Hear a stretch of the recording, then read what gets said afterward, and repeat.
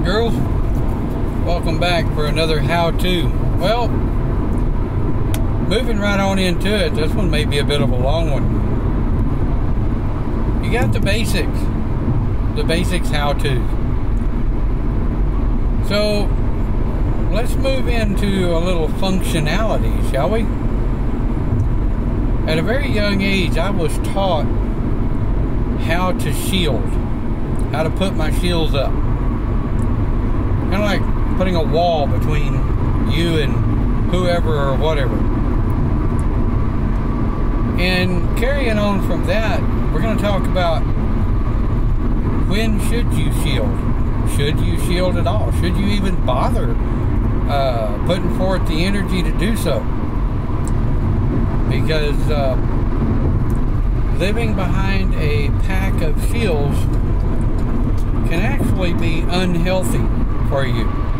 It can be unhealthy for you physically, mentally, and emotionally, and spiritually. So let's talk about a shield. What is a shield? How does it work? Well, it doesn't make any difference what your faith or religion or path is. A shield is a shield. You hear of these people refusing to let their walls down, refusing to let anyone in. Well, that's kind of what a shield is. It's an energy mass that you put out that basically says, don't screw with me. Now, I've always taught my first years how to shield visually first, and I'll do that here. So, I'll teach you how to put the shield up, how to take the shield down. It's so ridiculously stupid simple, it's not even funny. However, tearing down walls and shields that you've had up for years is not really all that easy.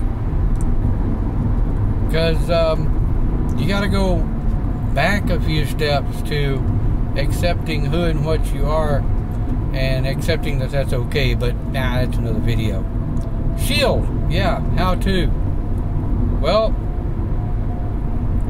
to first visualize your shield, it helps to, when you're sitting in a chair or standing in a field or wherever you're comfortable, you can close your eyes and imagine in front of you, where you can see it, a single brick. Just a single brick. And in your mind's eye, put another brick. Either to the left or to the right of it. It doesn't make any difference. Creating or tearing down shields, it really doesn't matter if you do it clockwise or counterclockwise.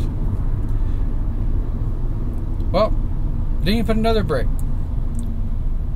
And you put it no more further out than 24 inches, because any further out than 24 inches, well, one, it's useless, and two, it's outside of your personal space. Your personal space is roughly a 24-inch diameter. Well, no, it's not a 24-inch diameter. It's 24 inches away from the tip of your toe, and that circumference all the way around. So you have that in mind, put another brick, and another brick, and another brick all the way around. Once you get the first layer of bricks all the way around, in your mind's eye, imagine shield. Your mind's going to put two and two together, and it's going to go, hey, brick wall, shield, got it. And the next thing you know, you're encased in a brick wall. Now, well, those of you that are claustrophobic, you may have a problem with that. Well, that's basically what a shield is. It encompasses, it encases you in a force field of energy that can actually close in on yourself if you're not careful. Tearing it down. This is the hard part. You look at the cap brick, because what it's going to do is it's going to go up over the top of you, usually about 24 inches above the top of the crown. And it's going to put a single brick right on top. So, in your mind's eye, look up and think down shield.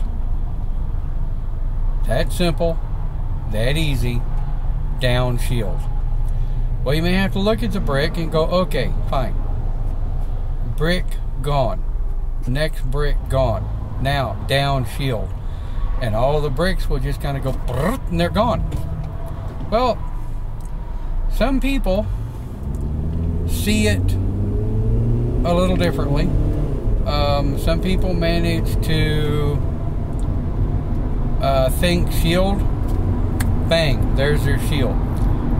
Some people need a more visual experience. That's the reason I teach the brick wall first. Tear it up,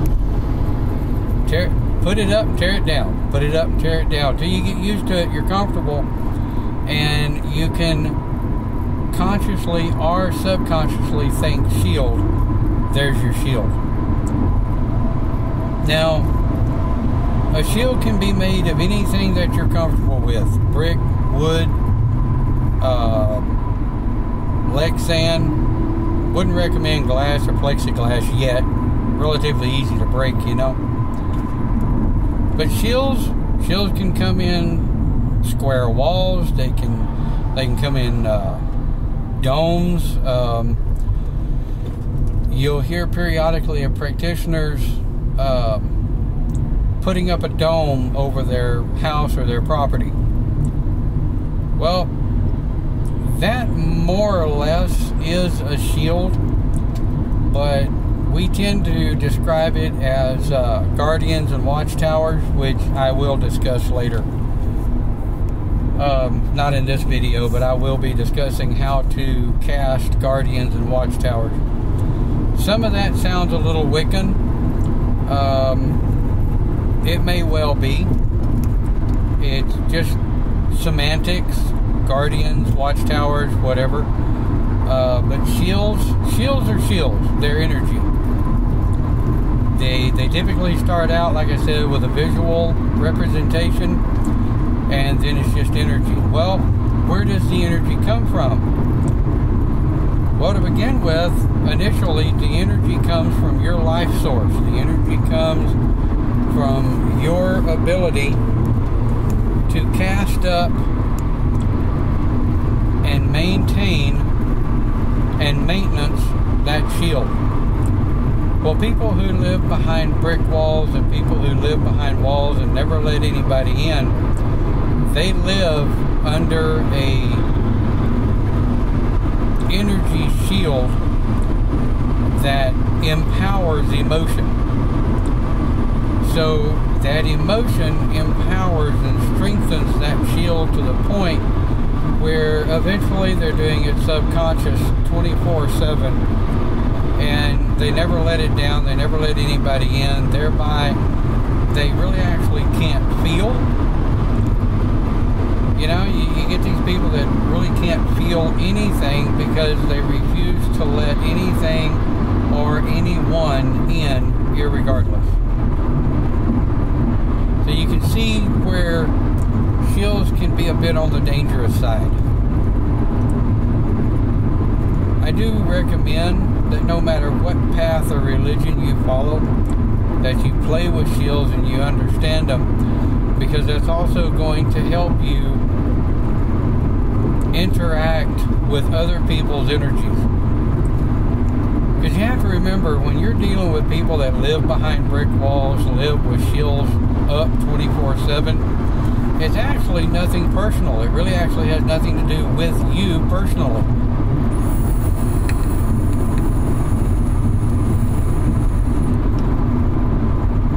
It has to do mostly with their perception of the world and the people around them. And if you're the type of person that lives behind brick walls constantly,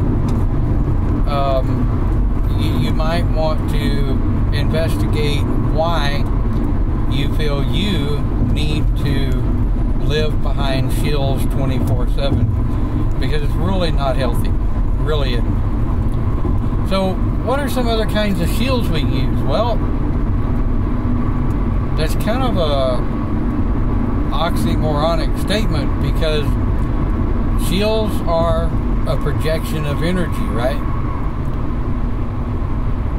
Well, my further along students learn how to be the window. Yeah. What I've done through the years is I'll periodically throw up a protection shield, just simply because I'm tired of dealing with somebody else's rhetoric or crap. And I really try to put up a shield with no what we call cast back or reversal attached to it. There are some other secrets that I use with shields that I'm not willing to broadcast or share. If you want to know, you're welcome to send me an email and ask me what are some of the devices, emotional, psychological, energy devices I put into shields. But for the most part, I simply either use a energy shield, or I simply be the window. To be the window is just simply not to absorb any of the energy around you. Just let it flow. Let it be what it is. Why fight it? 99% of the time it's not directed directly at you or to you. You just happen to be in the way. So why bother? You know, why expel the energy to fight something that you really have no reason to fight anyway? Just be the window. And I can do further videos later if people are interested in how to be the window. But simplistically put, it's a simple thought process of I refuse to allow that to affect me as it is, and that engages that thought process. So there you go. But again, there's your basics on shielding. I mean, as you can tell, I could talk for quite a long time on the different shields, different types, different energies that go with them. But the basics is the same. And remember lesson 1, though, of how to shield. Should I bother shielding at all? Do I need it? Is it something that in a particular environment, and of course each environment is different, but do I really need to shield in this environment that I'm in? Example, I'm driving right now, the traffic is not too bad, so I do keep a bit of a minimal shield up around the car, just because of idiots. But at the same time, I don't want to put a shield up to the point where people can't see my car, because it's behind an energy shield. All they see is a heat wave or a wobble. Now you see where it can be dangerous. Because if you got such a high, thick-ass shield up, people aren't going to see you anyway. Some of you say it's a good thing. I say it's a bad thing. Periodically wanting to blend into the wall is good, but don't live there. So with that in mind, I really look forward to your comments. Like, feel free to share the video if you wish. And have a great day.